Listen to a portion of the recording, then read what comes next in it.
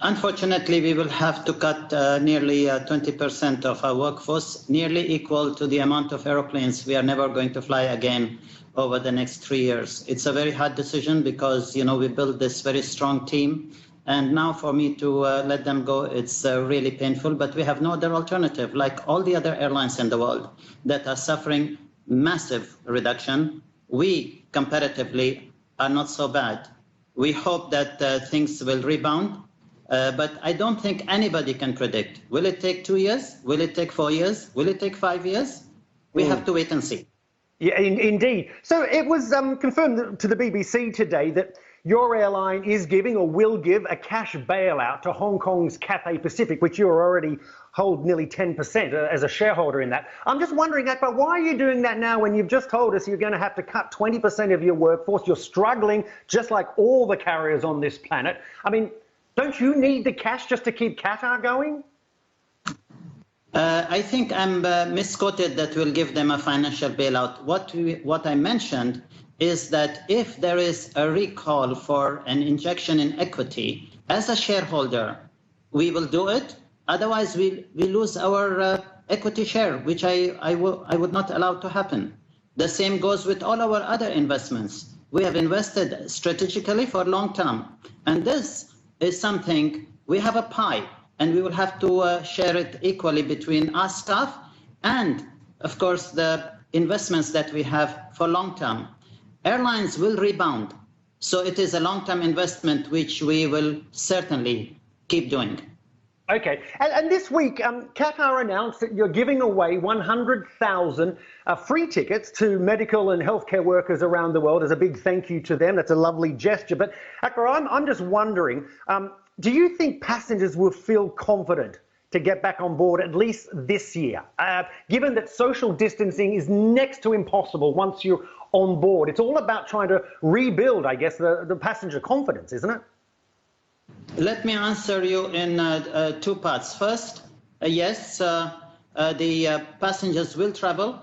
Don't forget that the massive shock that the aviation industry got after 9/11, people did a year later got confidence to travel.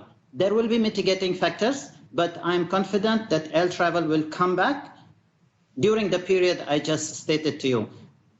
The distancing issue, I don't think that this would really work in an aeroplane. When you see that the safe distance is declared social distancing of nearly 1.5 meters at least, it's impossible to have it in an aeroplane.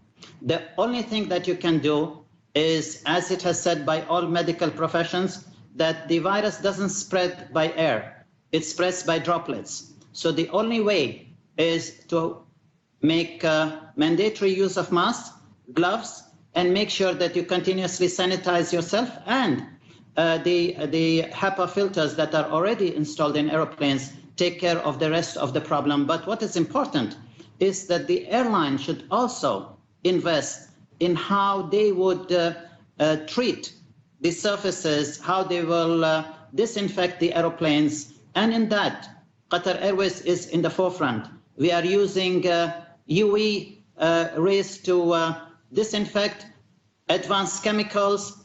The crew travel with full PPE on. So we are doing everything, including providing sanitizers to passengers, checking temperatures. But checking temperatures doesn't mean if you don't have temperature that you are not a carrier. You could be asymptomatic. And most of the people that are hanging around, even in lockdown, could be asymptomatic and are spreading the virus without realizing. The most important thing is that you don't come face to face with an infected person. I don't think that there is any possibility, or at least reduced possibility, for you to catch the virus sitting a few inches away, facing in the same direction of the other passengers. I don't think that this... Yes? Sorry, in about 30 seconds, running out of time. The quarantine measures, 14 days of self-isolating for foreign arrivals that's being announced in many other countries. That's the last thing this industry needs. Yes, I agree. And this will really destroy the industry, destroy the airport feasibility and their income, And I don't think it will solve the problem. You can already see what is happening in Korea and in other parts. Even in Germany, they are getting a resurgence of infection. The only answer is a treatment and a vaccine.